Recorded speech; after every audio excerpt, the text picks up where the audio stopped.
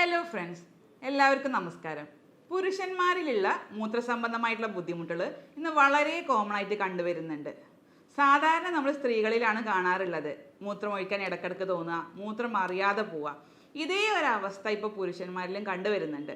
പ്രത്യേകിച്ച് ഒരു 40-45 വയസ്സ് കഴിഞ്ഞ ആണുങ്ങളിൽ, അല്ലെങ്കിൽ 50-60 വയസ്സായിട്ടുള്ള ആളുകളിലൊക്കെ ഇന്ന് മൂത്രമൊഴിക്കാനുള്ള ബുദ്ധിമുട്ടുകൾ, ഇടയ്ക്കിടയ്ക്ക് മൂത്രമൊഴിക്കാൻ തോന്നുക, മൂത്രം മുഴുവനായിട്ട് പോയിട്ടില്ല എന്നുള്ളൊരു ടെൻഡൻസി തോന്നുക, മൂത്രം ഉറ്റി പോവുക, ശുദ്ധിയായിട്ടില്ല എന്നുള്ളൊരു തോന്നൽ വരിക.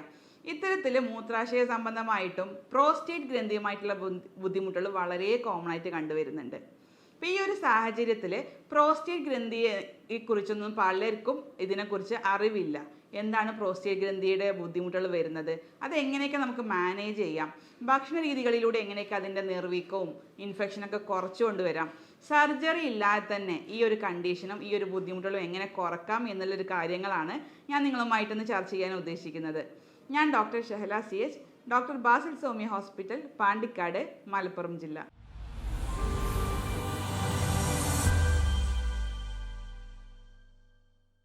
പ്രോസ്റ്റേറ്റ് ഗ്രന്ഥി നമുക്കറിയാം പുരുഷന്മാരിൽ മാത്രം കാണുന്നൊരു ഗ്രന്ഥിയാണ്. പ്രത്യേകിച്ച് റീപ്രൊഡക്റ്റീവ് ഏജ് ഗ്രൂപ്പിൽ വളരെ ആക്റ്റീവായിട്ട് ഫങ്ഷൻ ചെയ്യുന്ന ഒരു ഗ്രന്ഥിയാണ് പ്രോസ്റ്റേറ്റ് ഗ്രന്ഥി. നമ്മുടെ മൂത്രാശയത്തിന് തൊട്ട് താഴെയായിട്ട് മൂത്രനാളിക്ക് ചുറ്റുമായിട്ട് കണ്ടുവരുന്ന ഒരു ഗ്രന്ഥിയാണ് പ്രോസ്റ്റേറ്റ് ഗ്രന്ഥി. സാധാരണ സ്ത്രീകളിൽ ഇത് കാണാറില്ല. പകരം പുരുഷന്മാരിൽ ഈ ഒരു റീപ്രൊഡക്റ്റീവ് ഏജ് ഗ്രൂപ്പിൽ അവയുടെ ശുക്ലത്തിൻ്റെ ഒക്കെ പ്രൊഡക്ഷന് വളരെ ഹെൽപ്പ് ചെയ്യുന്ന ഒരു ഗ്രന്ഥിയാണ് പ്രോസ്റ്റേറ്റ് ഗ്രന്ഥി. അപ്പോൾ ഈ പ്രോസ്റ്റേറ്റ് ഗ്രന്ഥിക്ക് എന്തെങ്കിലും ഇൻഫെക്ഷൻസ് വരുന്നത് കാരണം, അല്ലെങ്കിൽ നീർക്കെട്ട് വരുന്നതൊക്കെ കാരണം അതിൻ്റെ സൈസ് ഒന്ന് കൂടി വരും. ആ സൈസ് കൂടിയത് കാരണം മൂത്രനാളിക്ക് ചെറിയൊരു ചുരുക്കം വരും. അതുപോലെ ചുറ്റുമുള്ള മറ്റ് അവയവങ്ങൾക്കും ചെറിയൊരു കംപ്രഷൻ വരുന്നത് കാരണം ഒരുപാട് ലക്ഷണങ്ങൾ ഇത്തരം ആളുകളിൽ നമ്മൾ കണ്ടുവരുന്നുണ്ട്. പണ്ടൊക്കെ ഒരു 60 വയസ്സ് കഴിഞ്ഞ ആളുകളിലായിരുന്നു ഇത് കൂടുതലായിട്ട് കണ്ടുവന്നിരുന്നത്. പക്ഷേ ഈ അടുത്തായിട്ട് ഒരു 40 വയസ്സ് കഴിഞ്ഞ ആളുകളിൽ, അല്ലെങ്കിൽ 30 വയസ്സ് കഴിഞ്ഞ ആളുകളിലും ഇന്ന് വളരെ കോമൺ ആയിട്ട് യുവാക്കളിലും കണ്ടുവരുന്നുണ്ട്. അപ്പോൾ ഇതിന് പല കാരണങ്ങളുണ്ട്.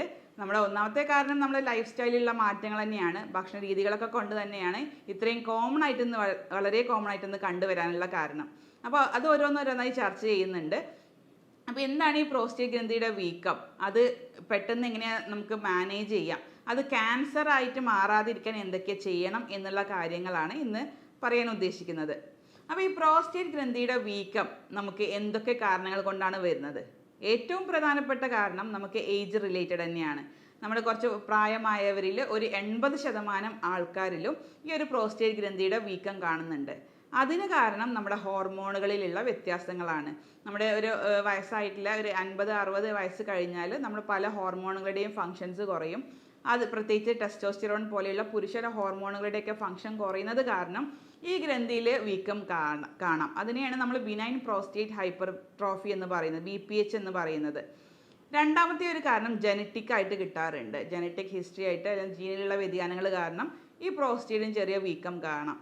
മൂന്നാമത്തെ പ്രധാനമായിട്ട് കാരണം പറയുന്നത് നമ്മുടെ ലൈഫ് സ്റ്റൈൽ തന്നെയാണ്. പ്രത്യേകിച്ച് കൂടുതൽ വണ്ണമുള്ള ആളുകളിലൊക്കെ, പ്രത്യേകിച്ച് നമ്മൾ വയറിൻ്റെ ഭാഗത്തൊക്കെ കൂടുതൽ വണ്ണമുള്ള സെൻട്രൽ ഒബീസിറ്റി ഉള്ള ആളുകൾക്കും ഇതിൻ്റെ ബുദ്ധിമുട്ട് കൂടുതലായിട്ട് കണ്ടുവരുന്നുണ്ട്. പിന്നെ ഷുഗർ രോഗികൾ, കൺട്രോൾ ചെയ്യാതെ കുറേ കാലം ഷുഗർ കൊണ്ട് നടക്കുന്ന ആളുകൾക്ക്, പ്രത്യേകിച്ച് യുവാക്കളിലൊക്കെ അൺകൺട്രോൾഡ് ആയിട്ട് ഡയബറ്റീസ് ഉണ്ടെങ്കിൽ ഇത് പ്രോസ്റ്റേറ്റ് ഗ്രന്ഥിയുടെ വീക്കം വരാനുള്ള സാധ്യത വളരെ കൂടുതലാണ്. പിന്നെ നമുക്കറിയാം പുരുഷ ഹോർമോണുകളാണ് ടെസ്റ്റോസ്റ്റിറോണൊക്കെ. ആ ടെസ്റ്റോസ്റ്റിറോണിൻ്റെ ഹോർമോണിൻ്റെ അളവിൽ വ്യത്യാസം വന്നു കഴിഞ്ഞാൽ, അതുപോലെ ഈസ്ട്രോജൻ ഹോർമോണിൻ്റെ അളവ് കൂടിക്കഴിഞ്ഞാലൊക്കെ ഈ ഒരു പ്രോസ്റ്റേറ്റ് ഗ്രന്ഥിയുടെ വീക്കം വളരെ കോമൺ ആയിട്ടൊന്ന് കണ്ടുവരുന്നുണ്ട്. അപ്പോൾ ഇത്രയും കാരണങ്ങൾ കൊണ്ടാണ് പ്രോസ്റ്റേറ്റ് ഗ്രന്ഥിയുടെ വീക്കവും അതുമായി ബന്ധപ്പെട്ട ബുദ്ധിമുട്ടുകളും നമ്മൾ കണ്ടുവരുന്നത്. പ്രോസ്റ്റേറ്റ് ഗ്രന്ഥിയുമായിട്ട് പറയുകയാണെങ്കിൽ ഒട്ടുമിക്ക ആൾക്കാരും വളരെ ടെൻഷനായിട്ട് ചോദിക്കുന്ന ഒരു കാര്യമാണ്, ഡോക്ടറെ PSA എന്നുള്ളൊരു ടെസ്റ്റ് വളരെ ഹൈ ആയിട്ട് കാണുന്നുണ്ട്, ഇത് ക്യാൻസറിനുള്ള ചാൻസ് ആണോ, അല്ലെങ്കിൽ ക്യാൻസർ ഉണ്ടാവാനുള്ള ചാൻസ് വളരെ കൂടുതലാണോ എന്ന് വളരെയധികം ആൾക്കാർ ചോദിക്കാറുണ്ട്. അപ്പോൾ PSA എന്ന് പറയുന്നത് എന്താണ്? ഒരു സാധാ ഒരു പ്രോട്ടീനാണ്. നമ്മുടെ പ്രോസ്റ്റേറ്റ് ഗ്രന്ഥിയിൽ നിന്ന് മാത്രം കാണുന്ന ഒരു പ്രോട്ടീനാണ് PSA എന്ന് പറയുന്നത്. PSA പല കാരണങ്ങൾ കൊണ്ട് കൂടാം. സാധാരണ പ്രോസ്റ്റേറ്റ് ചെറിയൊരു ഇൻഫെക്ഷൻ വന്നു കഴിഞ്ഞാൽ കൂടാം, അല്ലെങ്കിൽ യൂറിനറി ട്രാക്ട് ഇൻഫെക്ഷൻ വന്നു കഴിഞ്ഞാൽ കൂടാം, മറ്റ് പല മൂത്രത്തിന് തടസ്സങ്ങൾ ഉണ്ടെങ്കിലും ഈ പ്രോസ്റ്റേറ്റ് സ്പെസിഫിക് ആൻറ്റിജൻ രക്തത്തിൽ കൂടാനുള്ള സാധ്യതയുണ്ട്. അപ്പോൾ പ്രോസ്റ്റേറ്റ് സ്പെസിഫിക് ആൻറ്റിജൻ നമ്മൾ പ്രോസ്റ്റേറ്റ് ഗ്രന്ഥിക്ക് എന്തെങ്കിലും പ്രശ്നങ്ങൾ ഉണ്ടോ അല്ലെങ്കിൽ എന്തെങ്കിലും അസുഖങ്ങൾ ഉണ്ടോ എന്ന് അറിയാൻ വേണ്ടിയിട്ട് നമ്മൾ ചെയ്യുന്ന ഒരു ടെസ്റ്റാണ് PSA. പ്രോസ്റ്റേറ്റ് ഗ്രന്ഥിയുമായി ബന്ധപ്പെട്ട് എന്തെങ്കിലും ബുദ്ധിമുട്ടുകൾ ഉണ്ടായിക്കഴിഞ്ഞാൽ പലരും ടെൻഷനോട് കൂടെ ചോദിക്കുന്ന ഒരു ക്വസ്റ്റ്യൻ ആണ്, ഡോക്ടർ PSA എന്ന് പറയുന്ന വാല്യൂ ബ്ലഡിൽ കൂടിക്കഴിഞ്ഞാൽ അത് ക്യാൻസറിലേക്ക് പോകുമോ എന്ന് പലരും ചോദിക്കാറുണ്ട്. ഈ PSA എന്ന് പറയുന്നത് ആക്ച്വലി ഒരു ഗ്ലൈക്കോ പ്രോട്ടീൻ ആണ്. നമ്മൾ പ്രോസ്റ്റേറ്റ് ഗ്രന്ഥിയിൽ നിന്ന് ഉൽപ്പാദിപ്പിക്കുന്ന ഒരു പ്രോട്ടീൻ മാത്രമാണ് PSA. അപ്പോൾ പ്രോസ്റ്റേറ്റുമായി ബന്ധപ്പെട്ട് എന്ത് ബുദ്ധിമുട്ടുകൾ ഉണ്ടെങ്കിലും, പ്രത്യേകിച്ച് ഇൻഫെക്ഷൻ ആയിക്കോട്ടെ, അല്ലെങ്കിൽ നീർക്കെട്ട് ആയിക്കോട്ടെ, അല്ലെങ്കിൽ മൂത്ര തടസ്സങ്ങളായിക്കോട്ടെ, അല്ലെങ്കിൽ യൂറിനറി ഇൻഫെക്ഷൻ ആയിക്കോട്ടെ, ഇവ ഏതെങ്കിലും ആയിക്കോട്ടെ, അവിടെയൊക്കെ PSAയുടെ അളവ് കൂടുതലായിരിക്കും. അതുകൊണ്ട് തന്നെ PSA കൂടുതലാണെന്ന് വിചാരിച്ച് അതൊരിക്കലും ക്യാൻസർ ആണെന്ന് കൺഫേം ചെയ്യാൻ നമുക്ക് കഴിയില്ല. അപ്പോൾ എന്തൊക്കെ കാരണങ്ങൾ കൊണ്ടാണ് അല്ലെങ്കിൽ എന്തൊക്കെ കാരണങ്ങൾ കൊണ്ട് PSA കൂടുന്നു എന്ന് കണ്ടെത്തി അതിനനുസരിച്ച് ട്രീറ്റ്മെൻറ്റ് ചെയ്ത് കഴിഞ്ഞാൽ നമുക്ക് PSA ഓട്ടോമാറ്റിക്കലി കുറയുന്നതായിട്ടും കണ്ടിട്ടുണ്ട്. അപ്പോൾ ഈ പ്രോസ്റ്റേറ്റിൻ്റെ ബുദ്ധിമുട്ടുകൾ അല്ലെങ്കിൽ പ്രോസ്റ്റേറ്റിൻ്റെ ഹൈപ്പർട്രോഫി, നീർക്കെട്ടൊക്കെ നമുക്ക് എങ്ങനെ കണ്ടെത്താം എന്നുള്ളത് നോക്കാം. അതിൽ ഏറ്റവും പ്രധാനമായിട്ട് നമ്മൾ ഫസ്റ്റ് ലൈനായിട്ട് നമ്മൾ ചെയ്യുന്നത് അൾട്രാസോണോഗ്രാഫി തന്നെയാണ്. ഒരു ഡീറ്റെയിൽ ആയിട്ടുള്ള USG എടുത്തു കഴിഞ്ഞാൽ നമുക്ക് കൃത്യമായിട്ട് പ്രോസ്റ്റേറ്റ് ഗ്രന്ഥിയുടെ സൈസ് മെഷർ ചെയ്യാൻ പറ്റും. അതുപോലെ തന്നെ അതിൽ എന്തെങ്കിലും നീർക്കെട്ട് ഉണ്ടോ എന്നൊക്കെ കാണാൻ പറ്റും. മറ്റ് അവയവങ്ങളുടെ കംപ്രഷനൊക്കെ ഉണ്ടോ എന്ന് കൃത്യമായിട്ട് നമുക്ക് അൾട്രാസോണോഗ്രാഫിയിലൂടെ കാണാൻ പറ്റും, കൺഫേം ചെയ്യാൻ കഴിയും. പിന്നെ നമ്മൾ യൂറിനറി ട്രാക്ട് ഇൻഫെക്ഷൻസ് അല്ലെങ്കിൽ മൂത്രത്തിൽ പഴുപ്പൊക്കെ ഉള്ളവരിലാണെങ്കിൽ നമ്മൾ യൂറിൻ കൾച്ചർ ചെയ്യാൻ പറയാറുണ്ട്. അതുപോലെ തന്നെ റുട്ടീൻ എക്സാമിനേഷൻ ചെയ്യാൻ പറയാറുണ്ട്. പിന്നെ മറ്റ് അസുഖങ്ങളൊന്നും ഇല്ല എന്ന് ഉറപ്പ് വരുത്താൻ വേണ്ടിയിട്ട് നമ്മൾ PSA ടെസ്റ്റും കൂടെ പറയാറുണ്ട്. PSA ഹൈ ആവാൻ പല കാരണങ്ങളും പറഞ്ഞു. ഇനി PSA വളരെ ഹൈ ആണെങ്കിൽ നമുക്ക് ക്യാൻസർ അല്ല എന്ന് ഉറപ്പിക്കാൻ വേണ്ടിയിട്ട് നമുക്കൊരു MRI സ്കാനിങ് ചെയ്യാം, അല്ലെങ്കിൽ പ്രോസ്റ്റേറ്റ് ഗ്രന്ഥിയുടെ ബയോപ്സി ചെയ്താലും നമുക്കിതിനെ ക്യാൻസർ അല്ല എന്ന് ഉറപ്പിക്കാൻ കഴിയുന്നതാണ്. ഈ പ്രോസ്റ്റേറ്റ് ഗ്രന്ഥിയുടെ വീക്കമുള്ളവർ അവരുടെ ഭക്ഷണത്തിൽ എന്തൊക്കെ കാര്യങ്ങൾ ശ്രദ്ധിച്ചു കഴിഞ്ഞാൽ അതിൻ്റെ കാഠിന്യം കൂടാതിരിക്കാം, അതുപോലെ ക്യാൻസറിലേക്കൊന്നും എത്താതിരിക്കാനും നീർക്കെട്ടൊക്കെ വളരെയധികം പെട്ടെന്ന് ശാശ്വതമായിട്ടുള്ളൊരു പരിഹാരം കിട്ടാൻ വേണ്ടിയിട്ട് അവരുടെ ഭക്ഷണത്തിൽ കുറച്ച് കാര്യങ്ങൾ ശ്രദ്ധിക്കുകയാണെങ്കിൽ അത് വളരെ എളുപ്പത്തിൽ നമുക്ക് മാനേജ്മെൻറ്റ് ചെയ്യാവുന്നതാണ്. അതിൽ ഏറ്റവും പ്രധാനപ്പെട്ടത് തന്നെയാണ് ന്യൂട്രിയൻസ് സപ്ലൈ ചെയ്യുക എന്നുള്ളത്. നമ്മൾ പ്രോസ്റ്റേറ്റ് ഗ്രന്ഥിയുടെ ആരോഗ്യത്തിന് ന്യൂട്രിയൻസ് വളരെ പ്രധാനപ്പെട്ടതാണ്. അവയിൽപ്പെട്ടവയാണ് സിങ്ക്, സെലീനിയം അടങ്ങിയിട്ടുള്ള ഭക്ഷണങ്ങൾ ഡെയിലി ഇത്തരം ആളുകൾ കഴിക്കാൻ ശ്രദ്ധിക്കുക. പ്രത്യേകിച്ച് സിങ്ക് നമുക്കറിയാം, ആ സിങ്ക് നമ്മുടെ പ്രോസ്റ്റേറ്റ് ഗ്രന്ഥിയുടെ കോശങ്ങളിൽ അകത്തേക്ക് പോയിട്ട് അവയുടെ നീർക്കെട്ട് കുറക്കാൻ വളരെയധികം സഹായിക്കുന്നുണ്ട്. അതുപോലെ സെലീനിയം അതിനെ സഹായിക്കുന്ന ഒന്ന് തന്നെയാണ്. സെലീനിയം അടങ്ങിയിട്ടുള്ള അല്ലെങ്കിൽ സിങ്ക് അടങ്ങിയിട്ടുള്ള നമുക്കറിയാം മത്തൻ കുരു, അത് വളരെയധികം നല്ലതാണ്. മുരിങ്ങയില, അതുപോലെ മുരിങ്ങക്കായ വളരെയധികം നല്ലതാണ്. പിന്നെ എള്ള് വളരെയധികം നല്ലതാണ്. ഒലീവ് ഓയിൽ ഇത്തരം ആളുകൾ കഴിക്കുന്നത് നീർക്കെട്ട് കുറക്കാൻ വളരെയധികം സഹായിക്കുന്നുണ്ട്. അതുപോലെ ശതാവരിക്കിഴങ്ങ് പാലിൽ അരച്ച് ചേർത്തിട്ട് കഴിക്കാവുന്നതാണ്. വെള്ളം ധാരാളം കുടിച്ചു കഴിഞ്ഞാലും ഈ നീർക്കെട്ട് കുറയുന്നതായിട്ട് കണ്ടിട്ടുണ്ട്. അതുപോലെ വേവിച്ച തക്കാളി, നമ്മൾ വേവിക്കാത്ത തക്കാളി അത്ര നല്ലതല്ല, വേവിച്ച തക്കാളി കഴിക്കുന്നതും ഇത്തരം ബുദ്ധിമുട്ടുകൾ കുറക്കാൻ സഹായിക്കുന്നുണ്ട്. അതുപോലെ ചെറിയ മത്സ്യങ്ങൾ, മത്തി, അയല പോലെയുള്ള ചെറിയ മത്സ്യങ്ങൾ ഇത്തരം ഗ്ലാൻഡിന് ന്യൂട്രിയൻസ് സപ്ലൈ ചെയ്യുന്ന പ്രധാനപ്പെട്ട ഒരു സോഴ്സ് തന്നെയാണ് ചെറിയ മീനുകൾ.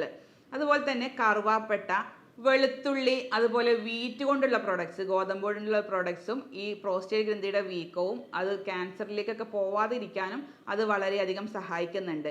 ഈ ഒരു ഭക്ഷണ രീതി നിങ്ങൾ കൃത്യമായിട്ട് ഫോളോ ചെയ്യുകയാണെങ്കിൽ ഈ നീർക്കെട്ടും ഇൻഫെക്ഷൻസൊക്കെ കുറഞ്ഞ് ഈ മൂത്രസംബന്ധമായിട്ടുള്ള ബുദ്ധിമുട്ടുകൾ കുറക്കാൻ അത് വളരെയധികം സഹായിക്കുന്നുണ്ട്.